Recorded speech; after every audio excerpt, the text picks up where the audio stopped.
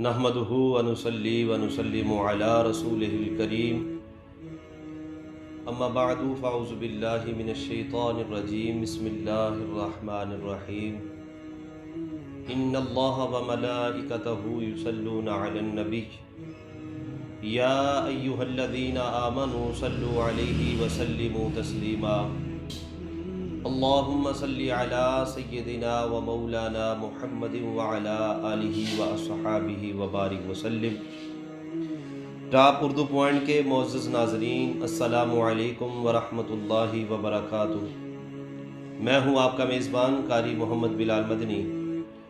सीरत मुस्तफ़ा सल्लल्लाहु अलैहि व आलिहि वसल्लम की किस्त नंबर 41 से आज हम अपनी गुफ्तगू का आगाज़ करेंगे। दुआ है कि अल्लाह रब्बुल आलमीन हम सबको नबी अलैहिस्सलातु वस्सलाम की सीरत पाक पर अमल की तौफ़ीक़ अता फ़रमाए। आज हमने जिनको अपना सरनामा कलाम बनाया है वो मेरे नबी अलैहिस्सलातु वस्सलाम के 18वें जद्द आला हज़रत मुदर बिन नज़ार रदी अल्लाह ताला अन्हु है। हज़रत मुदर रदी अल्लाह ताला अन्हु आपका असल जो नाम है वो अमर बिन नज़ार है। कुन्नियत आपकी अबू इलियास और लक़ब मुदर है, और लक़ब की वजह से आपका जो नाम है अक्सर व बेशतर लोगों के ज़ुबान ज़द-ए-आम नहीं आया। जो नाम आपका अमर है तो मुदर नाम से आप मशहूर हुए। इसकी वजह तस्मिया ये है कि ये इसलिए मशहूर हुआ, इमाम मोहम्मद बिन यूसुफ़ रहमतुल्लाहि ताला अलैह आप लिखते हैं कि आप रदी अल्लाह ताला अन्हु का नाम मुदर इसलिए मशहूर हुआ कि अपने हुस्नो जमाल की वजह से लोगों के दिलों को अपना शैदाई बना लेते थे। क्योंकि जो शख्स भी आप रदी अल्लाह ताला अन्हु को देखता आप पर फरेफ्ता हो जाता उनके हुस्नो जमाल की वजह से, इसलिए कि चेहरा मुबारक पर नूर मुस्तफ़ा सल्लल्लाहु अलैहि वसल्लम जलवा फरमा था। ऊँटों के लिए हदी ख्वानी, सुरीली आवाज़ में कलाम पढ़ना ऊँटों के सामने, जिसको सुनकर ऊँट मस्त हो जाते। ये हज़रत मुदर रज़ी अल्लाह ताला अन्हु में एक ख़ास खासियत थी कि आप ऊँटों के सामने जब भी कोई कलाम पढ़ते ऊँट मस्त हो जाते, अपनी गर्दन को लंबा करके झूमना शुरू हो जाते। कभी कभी ऊँट जब मस्त हो जाते तो 3 दिन का सफ़र 1 दिन में कर लेते, और कभी कभार ऊँट जब मस्त होते तो 1 दिन का सफ़र 3 दिनों में मुकम्मल करते। अल्लाह ताला ने हज़रत मुदर रज़ी अल्लाह ताला अन्हु आपको हुस्न व जमाल के ताबानियों के साथ साथ हुस्न सूत और लहन दाऊदी भी अता फरमाया था। बेहद उम्दा सुरीली आवाज़ के मालिक थे। ऊँटों के लिए हदी ख्वानी का आगाज़ भी हज़रत मुदर रज़ी अल्लाह ताला अन्हु आपने फरमाया। एक दफ़ा आप ऊँट से नीचे गिर गए जिससे आपकी बाजू की हड्डी टूट गई, तो आपने अपनी सुरीली आवाज़ में जो रब्बुल आलमीन ने आपको अता फरमाई थी उस सुरीली आवाज़ में आपने आवाज़ लगाई सुर के साथ, आए मेरा बाजू मेरा बाजू। तो आपकी इस आवाज़ को, उस पुरकशिश आवाज़ को सुनकर चरागाह में जितने भी ऊँट थे आपके पास आ गए। हज़रत मुदर रज़ी अल्लाह ताला अन्हु आपके चेहरा मुबारक में नूर मुस्तफ़ा सल्लल्लाहु अलैहि वसल्लम चमकता था, जिसकी वजह से आप हुस्न व जमाल में यकता थे। जो भी आपको देखता आपका दीवाना हो जाता, क्योंकि आप अमूदुल नस्ब होने के साथ साथ अपनी कौम के सरदार भी थे, और लोग आपको भी सैयदुल आशीर यानी कौम के सरदार मानते थे। हज़रत मुदर रज़ी अल्लाह ताला अन्हु लोग आपका इस तरह एहतराम करते जिस तरह लोग हज़रत इब्राहीम खलीलुल्लाह अलैहि सलाम का एहतराम किया करते थे। नबी करीम सल्लल्लाहु अलैहि वसल्लम का फरमान ज़ीशान है, आप सल्लल्लाहु अलैहि वसल्लम ने इरशाद फरमाया, रबिया और मुदर को बुरा मत कहो क्योंकि वो मोमिन थे, यानी कि वो दीन इब्राहीम अलैहिस्सलाम पर थे। हज़रत मुदर रज़ी अल्लाह ताला अन्हु और आपके भाइयों को अल्लाह रब्बुल आलमीन ने जो जहानत और फतानत अता फरमाई है उसका एक बहुत بڑا مشہور واقعہ ہے کہ اللہ تعالیٰ نے نسب عالی مبارک کے سلسلہ میں تمام بزرگان کو حسن و جمال، سیادت و سعادت کے تمام خوبیوں سے نوازا تھا۔ ان کے ساتھ ساتھ جو ذہانت و فطانت حضرت مدر رضی اللہ تعالیٰ عنہ اور آپ کے بھائیوں یعنی ربیہ، ایاد، انمار بن نزار کو حامل تھی، وہ اپنی مثال آپ تھی، جس کا اندازہ آپ اس واقعہ میں لگا سکتے ہیں۔ حضرت مدر رضی اللہ تعالیٰ عنہ آپ کے والد گرامی حضرت نزار رضی اللہ تعالیٰ عنہ کو جب وقت وصال قریب آیا تو انہوں نے اپنے چاروں بیٹوں کو بلایا اور فرمایا کہ میرے مرنے کے بعد میرا جو یہ مال ہے میں آپ لوگوں میں تقسیم اپنی اس حالت میں کر دیتا ہوں۔ آپ نے فرمایا میرا جو مال ہے تم 4 بھائیوں میں تقسیم ہوگا، میرا یہ سرخ قبہ اور اس کا سامان مدر کے لیے ہے، اور یہ جو سیاہ خیمہ ہے اور اس کا جو سامان ہے وہ ربیہ کے لیے ہے، اور یہ خیمہ اور اس کا سامان ایاد کے لیے ہے، اور یہ تھیلی جو ہے اس میں اشرفیاں ہیں یہ انماد کے لیے ہے۔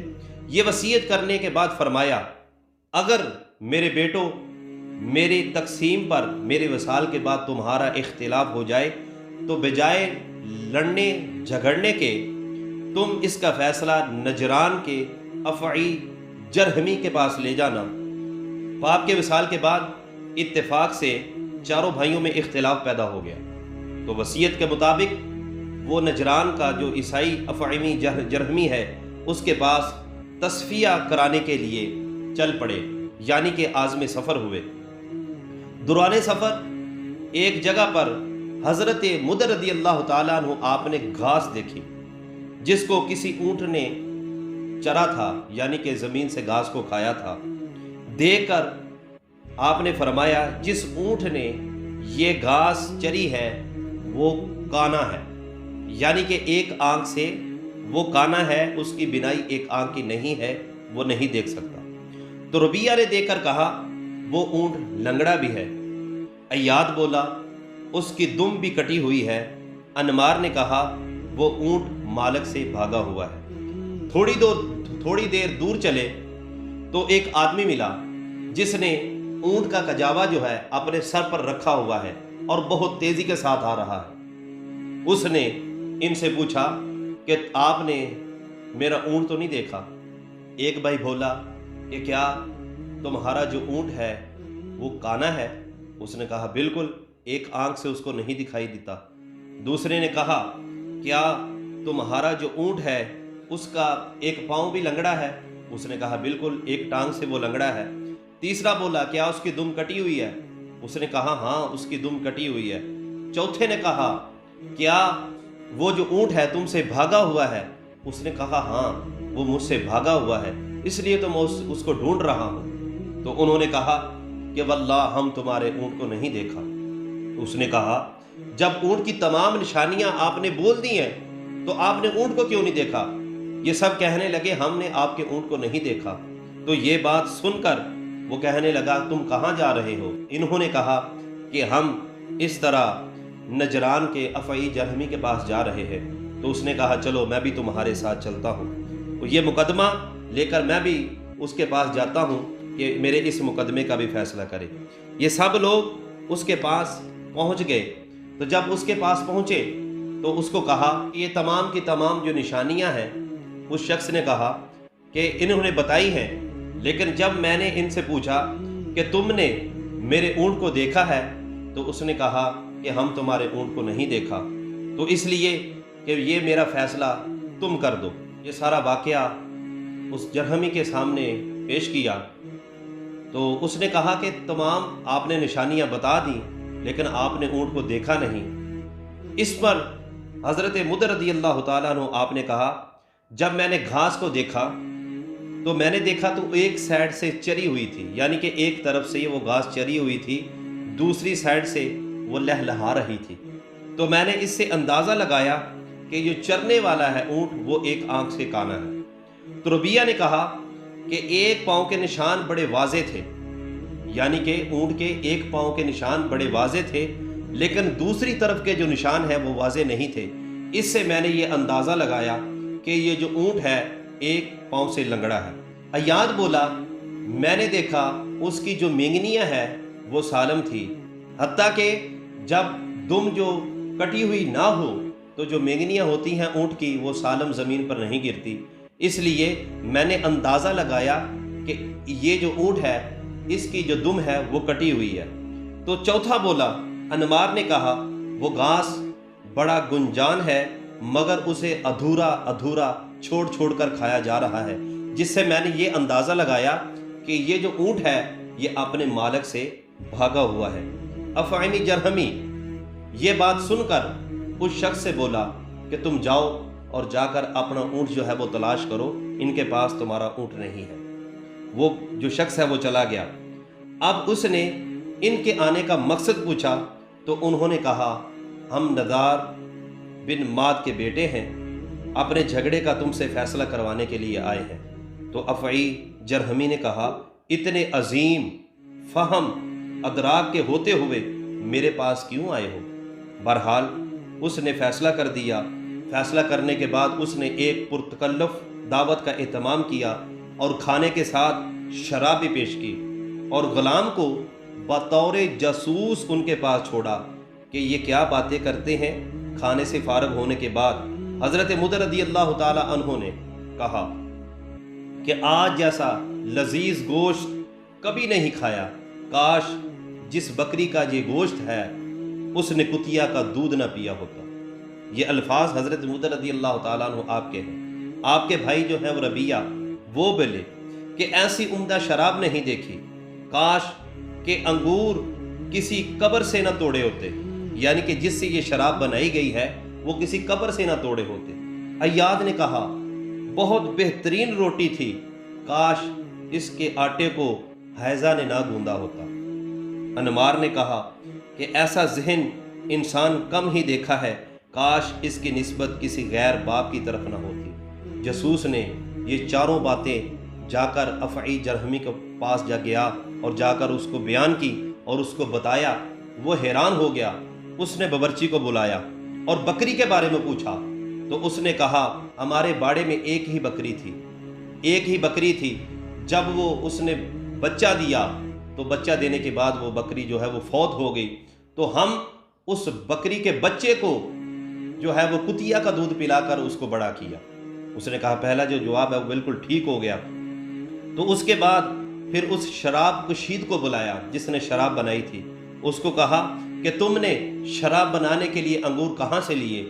اس نے کہا تمہارے باپ کی قبر سے لیے تھے، تمہارے باپ کی قبر سے لیے تھے، وہاں پر بیل لگی ہوئی تھی، اس بیل کو توڑا اور توڑنے کے بعد میں نے اس سے شراب بنائی۔ اور اب اس نے آٹا گوندنے والی لونڈی کو بلایا اور اس سے پوچھا کہ کیا تم حالت حیض میں ہو؟ تو اس نے کہا ہاں میں حالت حیض میں ہوں۔ یہ سن کر وہ اپنی ماں کے پاس گیا اپنے چوتھے سوال کا جواب لینے کے لیے۔ ماں سے جا کر کہا کہ میں تمہارا سر جو ہے وہ تن سے جدا کر دوں گا، لہٰذا مجھے بتاؤ، سچ سچ بتانا میرا باپ کون ہے؟ ماں نے تیور دیکھ کر سچ اگل دیا۔ اس نے کہا کہ تیرا باپ اولاد پیدا نہ کر سکتا تھا، اس لیے کہ وہ قوم کا سردار تھا، تو میں نے سوچا کہ ہے وہ قوم کا سردار بے اولاد کے فوت ہو جائے، تو میں نے تمہیں ایک باورچی سے بدفعلی کے ذریعے لیا ہے جس سے تو پیدا ہوا۔ افعی جرہمی نے جب ان چاروں باتوں کو صحیح دیکھا تو ان کے پاس آیا اور کہا تمہیں کیسے پتا چلا؟ تو حضرت مدر رضی اللہ تعالی عنہ آپ نے کہا شراب کو دیکھ کر مجھے بہت پیاس لگی، جس سے میں نے اندازہ لگایا یہ جو انگور ہیں کسی قبر سے اتارے ہیں۔ ربیہ نے کہا بکری کے گوشت چربی کے نیچے ہوتا ہے مگر اس کے گوشت کے اوپر چربی تھی، جس سے میں نے اندازہ لگایا اس نے کسی کتیا کا دودھ پیا ہے۔ ایاد نے کہا آٹے میں سرید کو نہیں ملایا گیا تھا، اور انمار نے کہا اگر تو اپنے باپ کا ہوتا تو مہمانوں کے ساتھ بیٹھ کر کھانا کھاتا، کیونکہ جو اچھے لوگ ہوتے ہیں، جو باپ کے لوگ ہوتے ہیں اور جن کا باپ صحیح ہوتا ہے وہ مہمانوں کے ساتھ بیٹھ کر کھانا کھاتے ہیں۔ یہ معزز لوگ ہیں، بارے میں کیا اندازہ لگائیے کہ میرے نبی علیہ الصلوۃ والسلام کے آباء و اجداد ہیں۔ اللہ رب العالمین نے آقا علیہ الصلوۃ والسلام کے آباء و اجداد کو فہم و فراست کا کتنا اعلیٰ ملکہ عطا فرمایا تھا، اور اس واقعہ کو الصالحی سبل الہدا والرشاد انہوں نے بھی لکھا، اور تاریخ تبری والوں میں نے لکھا، اور الشجرۃ النبویہ فی نسب الخیر البریہ، ان تینوں کتابوں میں یہ جو واقعہ موجود ہے۔ حضرت مدر رضی اللہ تعالیٰ عنہ نے حضرت رباب بن ماء سے رضی اللہ تعالیٰ عنہ سے نکاح فرمایا، جن کے بطن سے 2 بیٹے پیدا ہوئے۔ حضرت الیاس بن مدر یہ حامل نور مبارک ہے، اور دوسرے الیاس بن مدر جن کا نام قیس بن اعلان بھی تھا۔ حضرت مدر رضی اللہ تعالیٰ نے وقت وصال اپنے فرزند ارجمند حضرت الیاس کو اپنا جانشین اور وصی بنایا، اور آباء و اجداد کی مقدس جو امانتیں ہیں وہ آپ کے سپرد فرمائی۔ ابو عبیدہ بکری کے مطابق حضرت مدر رضی اللہ تعالیٰ عنہ کی قبر انور مقام روحہ پر ہے، جس مقام جہاں پر نبی علیہ الصلوۃ والسلام کی والدہ ماجدہ سیدہ طیبہ طاہرہ سیدہ آمنہ رضی اللہ تعالیٰ عنہ ہے، اس مقام قبر مبارک ہے، جو کہ مدینہ طیبہ سے 2 راتوں کے فاصلے پر ہے، جن کی لوگ زیارت کرتے ہیں۔ حضرت مدر رضی اللہ تعالیٰ عنہ آپ کے حکیمانہ اقوال جو آپ سماعت فرمائیے، آپ فرماتے ہیں بہترین نیکی وہ ہے جو جلدی کی جائے، بہترین نیکی وہ ہے جو جلدی کی جائے۔ آپ نے فرمایا اپنے نفسوں کو مشکل باتوں کا عادی بناؤ اور خواہشات سے ان کا رخ پھیرو۔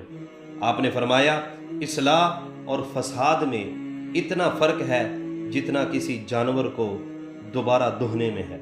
دعا ہے کہ اللہ رب العالمین ہم سب کو نبی علیہ الصلوۃ والسلام کی سیرت پاک پر عمل کی توفیق عطا فرمائے۔ اللہ رب العالمین ہم سب کا حامی و ناصر ہو۔ اپنا بہت سارا خیال رکھیے گا۔ ہمارے جو ویورز ہیں، اگر کسی کو کوئی سوال ہو تو ہمارے کمنٹ سیکشن میں ضرور سوال کیجیے گا، ہم انشاءاللہ اس کا بہترین جواب دیں گے۔ اپنا بہت سارا خیال رکھیے گا۔ وما علینا الا البلاغ المبین۔